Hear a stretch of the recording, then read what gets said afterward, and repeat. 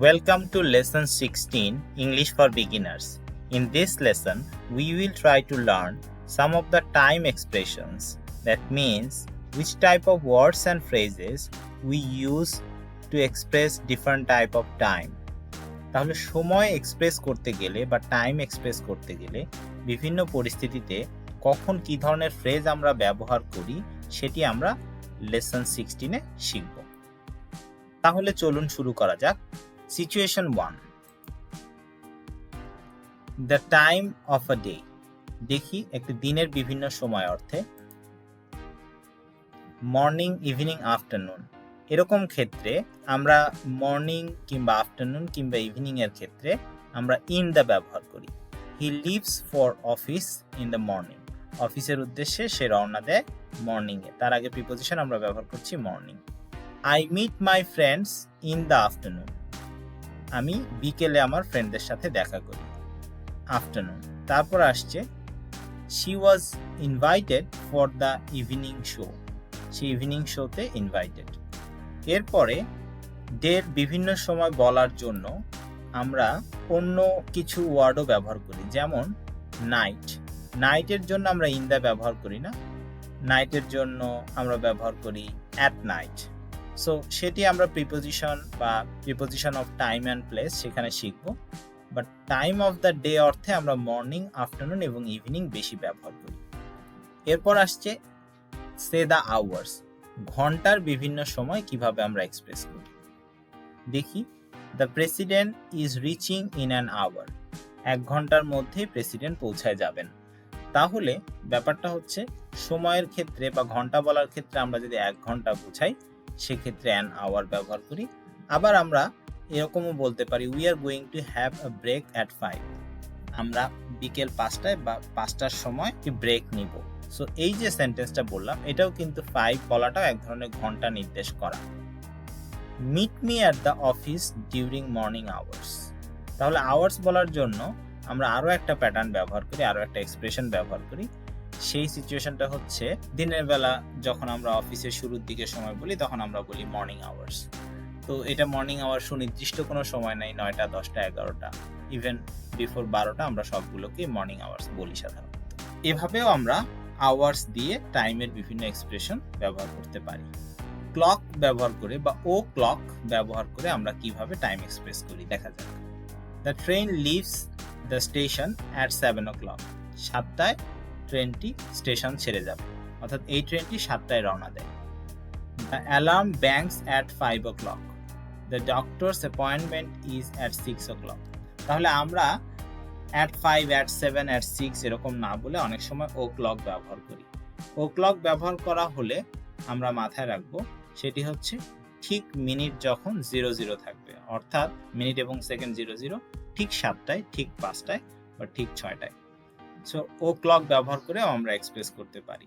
এক্সাম্পলগুলো আরেকবার দেখি। The train leaves the station at 7 o'clock। The alarm bangs at 5 o'clock। The doctor's appointment is at 6 o'clock। তাহলে এভাবে আমরা time express করতে পারি। আরও 2টি সিচুয়েশন আমরা দেখব যেটি টাইম এক্সপ্রেশনের জন্য ব্যবহার হতে পারে। Wishing a good time. কাউকে একটা ভালো উইশ করা বা ভালো বলা যে ভবিষ্যতে আপনার সময় ভালো কাটুক, এরকম কিছু, সেটার জন্য আমরা এরকম ব্যবহার করতে পারি। I wish you a very good time. আমরা আপনাকে উইশ করছি বা আমরা ইচ্ছা পোষণ করছি যেন আপনার সময় ভালো কাটে। আমরা good morning, good evening, good afternoon বলেও মানুষকে ভালো সময় উইশ করি। আবার এটাও বলি হ্যাভ এ নাইস ডে। দিনটা আপনার ভালো কাটুক। হ্যাভ এ নাইস উইক, অথবা আমরা বলি আমরা হ্যাভ এ নাইস উইকেন্ড যদি ছুটির দিনের আগে হয়। Have a nice holiday. আবার have a good day, have a good time, এগুলোও আমরা বলে থাকি। সেটা হচ্ছে good time, good day, nice day. আবার দিনের বিশেষ সময় যেগুলো মর্নিং, আফটারনুন বা ইভিনিং এর জন্য আমরা গুড মর্নিং, গুড ইভিনিং অথবা গুড আফটারনুন বলে থাকি। সো যখন আমরা কারো উদ্দেশ্যে চাই যে ইচ্ছা পোষণ করি তার সময়টা ভালো কাটুক, সেই অর্থে আমরা এই ফ্রেজগুলো good time, good morning, nice time, nice day, good day এগুলো ব্যবহার করে থাকি। এরপর আরও একটি সিচুয়েশন রয়েছে, সিচুয়েশন 5, টকিং অ্যাবাউট মিনিটস। মিনিটের কি কি এক্সপ্রেশন হয়? It's 6:15, I would like to leave the office in 10 minutes। এখন 6:15 বাজে, আমি 10 মিনিটের মধ্যেই অফিস ছাড়তে চাই। তাহলে আপনি একটা 15 দিয়ে 6টা বেজে 15 মিনিট সেটা বলছেন, আবার পরবর্তীতে আরেকবার বলছেন ইন 10 মিনিটস, মানে হচ্ছে আপনি 10 মিনিটের মধ্যে কিছু একটা করতে চাচ্ছেন, সেটি হচ্ছে অফিস ত্যাগ করা এখানে এই সেন্টেন্সের জন্য। The bus leaves at 6:45 in the morning. তাহলে 6:45 আমাদের মাথায় রাখতে হবে, যখন আমরা 2:45 বলি তখন আগের 15 মিনিটকে নির্দেশ করি। 6:45 মানে 6:45 বা 7টা বাজার 15 মিনিট আগে। সো সেক্ষেত্রে আপনি যদি বলেন মিনিট শব্দটাকে ব্যবহার না করেই 15 মিনিটস আর্লিয়ার দ্যান 7, সেটা কিন্তু বলছেন না, আপনি বলছেন 6:45 মানে হচ্ছে 7টা বাজার 15 মিনিট আগে। অর্থাৎ মিনিটের এক্সপ্রেশন আমরা এভাবে দিয়ে থাকি। The bus leaves at 6:45 in the morning. 6:45 বাসটি রওনা দেয় বা বাসটি চলে যায়, বাস স্টপ থেকে রওনা দেয়, এরকম কিছু। তারপর আরো একটি এক্সপ্রেশন আছে, দেখেন, let's start the meeting at 3:30। 30 minutes after 3 সেটা কিন্তু বলছি না। পাস্ট যখন আমরা ব্যবহার করি তার মানে হচ্ছে যে ঘন্টাটা আমরা ব্যবহার করছি 3, তারপরে আরো 30 মিনিটস। আবার কোয়ার্টার পাস্ট যদি বলি তাহলে ঘন্টার পরে আরো 15 মিনিটস। আমরা একটু আগে দেখলাম Q2 যখন বলি তখন ওই ঘন্টার আগে 15 মিনিট, এবং কোয়ার্টার পাস্ট যখন বলি তখন ওই ঘন্টার পরবর্তী 15 মিনিট। এখানে বলা হচ্ছে let's start the meeting at 3:30। আসেন 3:30টায় মিটিংটা শুরু করা যাক। তাহলে এই যে 3:30টায় মিটিং শুরু করা যাক, 3:30টা কিভাবে বুঝলাম? আমি কিন্তু 30 মিনিটস বলি নাই, এক্সপ্রেশনটা হচ্ছে হাফ মানে আধা ঘন্টা, পাস্ট 3 অর্থাৎ 3 পার হয়ে আরো আধা ঘন্টা পর, তার মানে 3:30টা। এভাবে করে আমরা মিনিটের এক্সপ্রেশন দিয়ে থাকি। তাহলে 5 রকমের এক্সপ্রেশন আমরা শিখলাম। সেগুলো হলো দিনের বিভিন্ন সময় বলা, মর্নিং, ইভিনিং, আফটারনুন। আরেকটি এক্সপ্রেশন শিখলাম, সেটা হচ্ছে আওয়ার্স অর্থাৎ ঘন্টা ব্যবহার করে কিভাবে আমরা এক্সপ্রেশন দিয়ে থাকি। আরেকটি ব্যবহার করলাম ও ক্লক ব্যবহার করে আমরা কিভাবে টাইম এক্সপ্রেস করি। তারপরে টাইম ফ্রেজটাকে ব্যবহার করে গুড টাইম, গুড ডে, এই ধরনের ফ্রেজ ব্যবহার করে কিভাবে আমরা টাইম এক্সপ্রেস করে থাকি বা আমাদের আইডিয়া এক্সপ্রেস করে থাকি। এবং মিনিট ব্যবহার করে কিংবা মিনিটের জন্য মিনিট শব্দকে ব্যবহার না করে অন্য কিভাবে আমরা টাইম এক্সপ্রেস করে থাকি।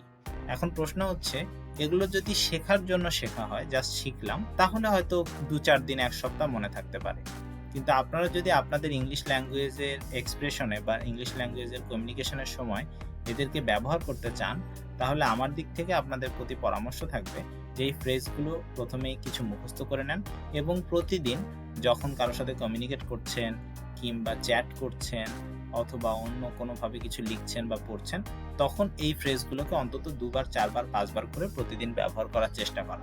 একটা সময় 10-15 দিন বা 1 মাস পর দেখবেন যে এই ফ্রেজগুলো আপনি ন্যাচারালি বিভিন্ন সিচুয়েশনে ব্যবহার করছেন এবং এগুলো আপনার অ্যাক্টিভ ভোকাবুলারি এর মধ্যে অন্তর্ভুক্ত হয়ে যাবে এবং আপনি খুব সহজেই সাবলীলভাবে এদেরকে আপনার ইংলিশকে ইমপ্রুভ করার কাজে লাগাতে পারবেন। তাহলে এই চ্যাপ্টারে আমরা শিখলাম কিভাবে কোন পরিস্থিতিতে সিম্পল প্রেজেন্ট টেন্স ব্যবহার করতে হয়, সিম্পল প্রেজেন্ট টেন্সের সেন্টেন্সগুলোকে কিভাবে কোয়েশ্চেন কিংবা নেগেটিভ সেন্টেন্সে ট্রান্সফার করতে হয়, আমাদের জব বা প্রফেশন সম্পর্কে আমরা আমাদের স্পিকিং কিংবা রাইটিংয়ের ক্ষেত্রে কিভাবে ডেসক্রাইব করব, এবং পার্সনগুলো কোথায় কোন পার্সন অর্থাৎ first person, second person, third person, কোথায় কোন ধরনের পার্সন ব্যবহার করতে হয় সেটি আমরা শিখলাম। তাহলে আপনারা যেটা করবেন সেটা হচ্ছে পরবর্তীতে নিজেদের ইংলিশ রাইটিং বা স্পিকিংয়ের সময় আপনি সঠিক সিচুয়েশনে সিম্পল প্রেজেন্ট টেন্স ব্যবহার করছেন কিনা সেটি একটু নিজের থেকে যাচাই করে দেখার চেষ্টা করবেন। আশা করি আপনাদের এই চ্যাপ্টারের কন্টেন্টগুলো ভালো লেগেছে এবং আপনারাও বেশ কিছুটা শিখতে পেরেছেন। এরপর আমরা নতুন কিছু শিখব নতুন একটা চ্যাপ্টারে। তাহলে চলুন চলে যাই পরের চ্যাপ্টারে।